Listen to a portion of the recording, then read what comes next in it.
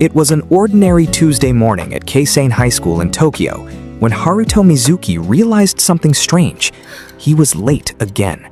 Not because he overslept, not because he missed the train, but because every single Tuesday for the past 3 weeks, something weird happened to him exactly at 7:43 a.m.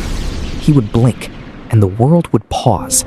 Not freeze, pause, like someone pressed the slow motion button on reality itself. Birds mid-flight, raindrops hanging in the air, salarymen mid-step on the crosswalk. And then it would end, just like that. Nobody else ever noticed. Haruto had stopped telling people after the third time. His best friend Genta had looked at him like he had grown a second head. His mom just suggested he sleep earlier. So now he kept it to himself, walked to school.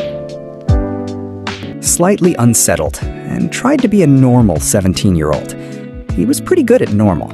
Average grades, average looks, average at sports. He sat in the middle row of class 2B, never too close to the front, never hiding in the back. He ate lunch with Genta on the rooftop. He went home, watched whatever was trending, slept by midnight. Simple. Comfortable. His. That Tuesday changed everything. Haruto arrived at school to find his classroom unusually loud. He slid the door open and immediately Genta grabbed his arm. "Dude, transfer student," Genta whispered with the energy of someone reporting breaking news. "She just arrived. Sensei's doing the introduction right now." Haruto looked toward the front of the class. She was standing at the blackboard with her back slightly turned, writing her name in careful, deliberate strokes. Shion Akiduki. She turned around and the class went quiet in that particular way that only happens when someone is genuinely, unexpectedly beautiful. Not idle beautiful, not the loud, obvious kind. She had dark eyes that looked older than 17, like they had seen too many sunrises.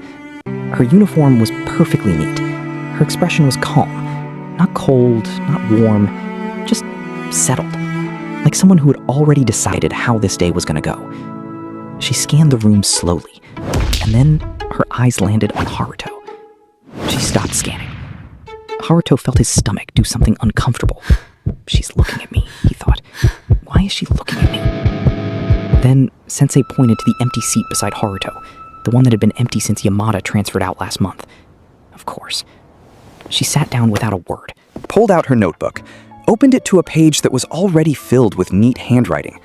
Haruto glanced sideways and immediately looked away. Not his business. Then she leaned slightly toward him. "You were late this morning," she said quietly. 7:51 a.m. Haruto blinked. "How do you know that? You were already inside." "I know," she said simply, and went back to her notebook.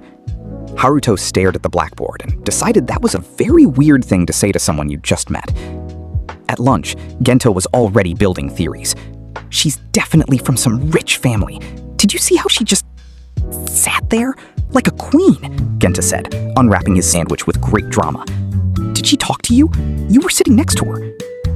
"She said something weird," Haruto admitted. "Weird how?" "She knew exactly what time I arrived. To the minute."